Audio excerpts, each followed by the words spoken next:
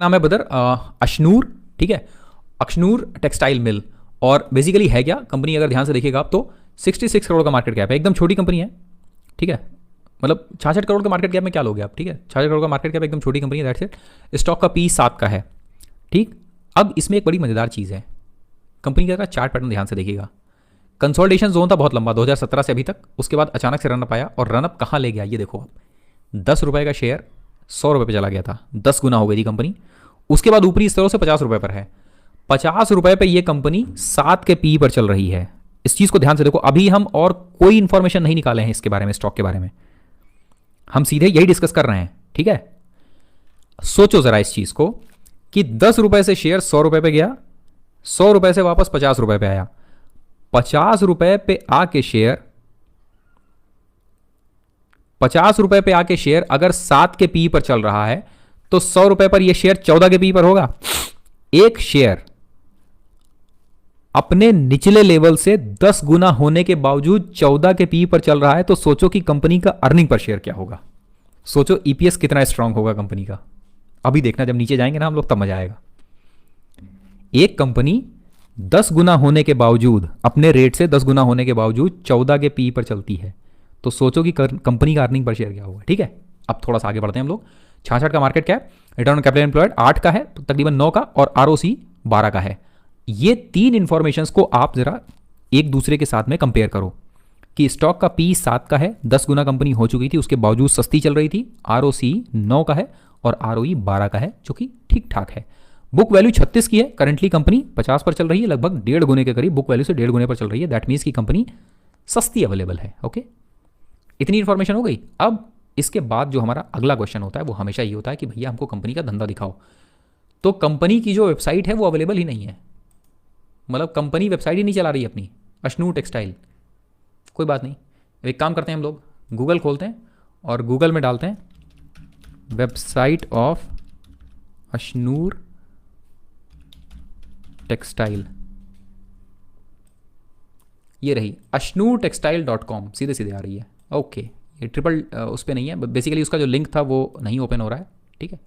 ये खुल गया। क्या करती है कंपनी, प्रीमियम टॉवल्स बनाने का काम करती है, leading manufacturer and exporter of terry towel located in Gurgaon Haryana, okay. चलिए यहां से देखते हैं जरा। Incorporated in 1984, Ashnoor textile mill limited is engaged in manufacturing and export of white terry towel. सफ़ेद जो टॉवल्स होते हैं वो इस्तेमाल होते हैं, ठीक है ना। और सफ़ेद टॉवल्स आमतौर पर अगर आप फोर्सेस के अंदर हैं, डिफेंस के अंदर हैं, तो आपको मालूम होगा, या फिर गवर्नमेंट जो एम्प्लॉयज़ होते हैं उनमें जो थोड़े सीनियर रैंक होते हैं तो उनकी गाड़ियों में लगने के लिए ये काम आती है। हमने कई बार देखा है ऐसा इसको, ठीक है। Then the company specialises in the production of white coloured pool dobby towel and kitchen towel, okay. Geographical split क्या है, एक्सपोर्ट 69% है कंपनी का, 2020 में 85% था करीब, वो घटकर 70% बचा है।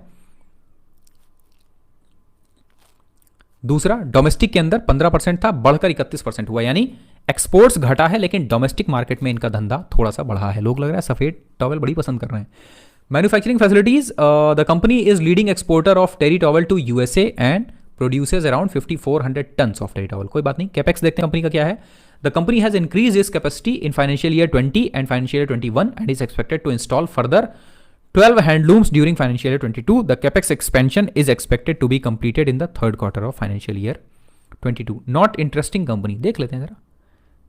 कृष्णा ब्रदर हमारा कंपनी नहीं है ये।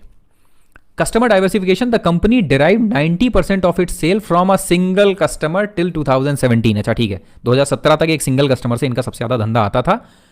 After that, it has diversified its clients base and is in 2021 top 5 customers contribute to 16%। तो एक कस्टमर के पास तकरीबन 12% के करीब इनका धंधा है, ठीक है ना।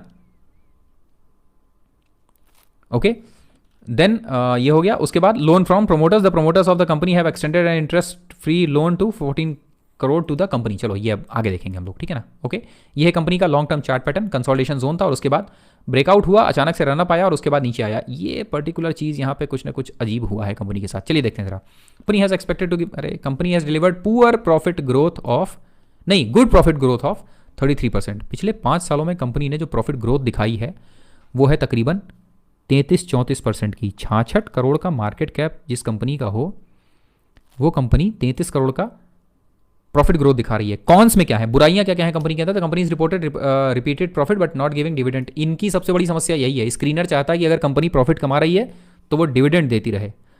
The company has delivered a poor sales growth of, ये थोड़ा सा गड़बड़ है यार, सेल्स ग्रोथ जो है ना कंपनी का वो जो है तकरीबन 4% का रहा है पिछले 5 सालों में। तो अब एक इंपॉर्टेंट क्वेश्चन है कि कंपनी का सेल्स ग्रोथ नहीं है, कंपनी का धंधा नहीं बढ़ रहा है, लेकिन कंपनी का प्रॉफिट बढ़ रहा है, ऐसा कैसे हो सकता है? कंपनी अपना धंधा नहीं बढ़ा रही है लेकिन कंपनी अपना प्रॉफिट बढ़ा रही है, इसका मतलब है कि कंपनी अपने जो ऑपरेशंस हैं उनके अंदर कुछ अच्छा काम कर रही है, यानी कंपनी अपनी या तो जो खर्चे हैं उनमें कटौती कर रही है या अपने एम्प्लॉय से ओवर टाइम करवा रही है बिना ओवर टाइम दिए हुए, मतलब अपने ऑपरेशंस को थोड़ा सा ऑप्टिमाइज कर रही है।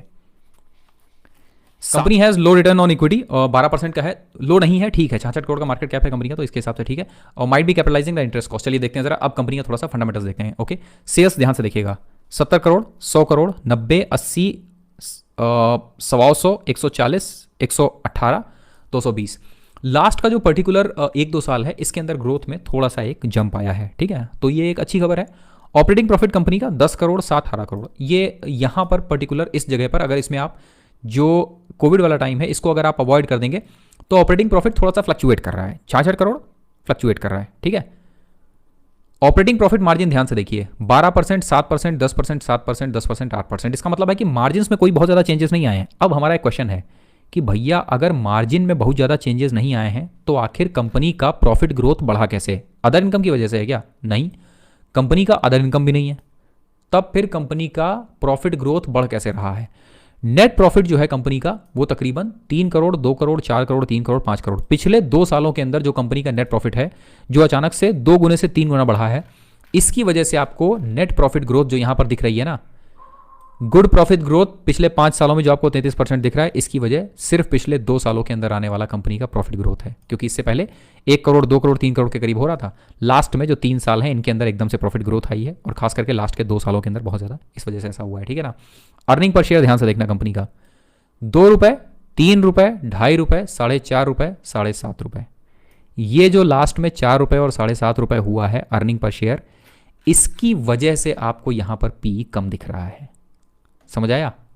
हम कह रहे थे ना कि कंपनी का अर्निंग पर शेयर कितना शानदार होगा, 66 करोड़ के मार्केट कैप पर 7 रुपये का अर्निंग पर शेयर लेके कंपनी घूम रही है। आप सोचो कंपनी का क्या स्ट्रेंथ है, ठीक है। देन कंपाउंडेड सेल्स ग्रोथ अगर आप ध्यान से देखोगे तो पिछले 5 सालों में कंपाउंडेड सेल्स ग्रोथ 4% का है, 3 सालों में 10% है, जो बहुत ज़्यादा अट्रैक्टिव नहीं है।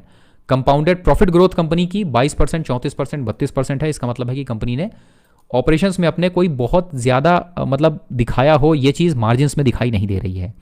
स्टॉक का प्राइस कोई बहुत ज़्यादा मैटर नहीं करता है, बट फिर भी 5 सालों में 23% का ग्रोथ दिया है। और इन सब के अंदर ये 5 सालों में 23% का ग्रोथ नहीं है, इसके चक्कर में बिल्कुल मत रहना। ये सब कुछ इस वजह से हुआ है क्योंकि ये लास्ट में अचानक से 10 गुना हुई है। अगर ये 10 गुना लास्ट में ना हुई होती कंपनी, तो कंपनी का जो ये यहाँ पर स्टॉक प्राइस ग्रोथ है ना, ये 23% नहीं होता, ये यहाँ पर 10% के करीब होता या 7-8% होता, ठीक है। Then return on equity company का 5 सालों में तकरीबन 13% के करीब है। ओके, बैलेंस शीट ध्यान से देखिएगा, कंपनी का जो शेयर कैपिटल है 13 करोड़ के करीब है, स्टैटिक है। कंपनी का कैश रिजर्व 11 करोड़ से बढ़कर 34 करोड़, जो कि एक अच्छी खबर है, तकरीबन 3 गुना हो गया है। इसी के साथ में कंपनी की बोरोइंग लगभग डबल हुई है, तो ये एक खबर थोड़ी सी अच्छी है कंपनी के बारे में, ठीक है। बोरोइंग्स डबल हुई है, कंपनी का कैश रिजर्व 3 गुना हुआ है। Okay, capital work in progress बहुत ज़्यादा इन्फॉर्मेशन नहीं है यहाँ पर, कैश रिजर्व बहुत ज़्यादा नहीं मिलेगा यहाँ। कैश कन्वर्जन साइकिल ध्यान से देखिएगा, अचानक से बढ़ा है, 85 करोड़ से बढ़कर 240 करोड़। लास्ट के अगर 3 सालों में भी देखेंगे तो भी करीब करीब 30 या 40% के करीब जंप आया है कंपनी के कैश कन्वर्जन साइकिल में। और उसके साथ में कंपनी का वर्किंग कैपिटल डेज बढ़े हैं, 150 दिनों से बढ़कर 217 दिन हुए हैं। और return on capital employed company का घटा है या फिर सिंगल डिजिट्स के अंदर है। इसके साथ में कंपनी के प्रमोटर्स तकरीबन 72% के करीब कंपनी के प्रमोटर्स के पास में है, 27% है कंपनी के पब्लिक के पास। नाउ ओवरऑल अगर हम कहें इस कंपनी के बारे में, तो अशनूर, जब आपके पास करने के लिए और कुछ नहीं है तब आप इस कंपनी को पढ़िए, जब आपके पास करने के लिए कुछ नहीं है तब इस कंपनी को पढ़िए, वरना 66 करोड़ के मार्केट कैप के साथ में इस कंपनी को आप रडार पर जरूर रख सकते हैं, लेकिन बाय करने के लिए, इन सब के लिए ये कंपनी केवल एक ही सूरत में होगा जब इसके एनुअल रिपोर्ट के अंदर कुछ बहुत आउटस्टैंडिंग हो, तभी, जो कि इमीडिएटली यहाँ जो ईयर ऑन ईयर बेसिस पर आपके पास चार्ट जो फंडामेंटल डाटा है इसके अंदर नहीं दिखाई देता है। क्वार्टरली बेसिस पर अगर आप देखेंगे तो थोड़ा सा जो ईयर ऑन ईयर, जो क्वार्टरली बेसिस पर क्वार्टर एंड क्वार्टर जो डाटा है वो थोड़ा सा स्ट्रांग हो रहा है, बट क्वार्टर एंड क्वार्टर बहुत ज़्यादा रिलायबल नहीं होता है, ज़्यादा रिलायबल होता है ईयर ऑन ईयर। जब company 4 quarter, 5 quarter, 6 quarter strength दिखाती रहती है, तब वो कंपनी भरोसे के लायक होती है, तब फिर उस कंपनी के अंदर जाना चाहिए हमारे लिए। अब आप लोगों से एक क्वेश्चन है सिंपल, आउट ऑफ 10 इस कंपनी को कितने मार्क्स दोगे आप? थोड़ा सा करो आप, ठीक है ना, थोड़ा काम करो।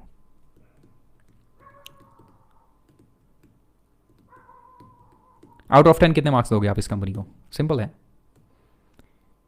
अपना दिल तो आवारा, न जाने किस पे आएगा, हसीनों ने बुलाया, गले से भी लगाया। पेनी स्टॉक करना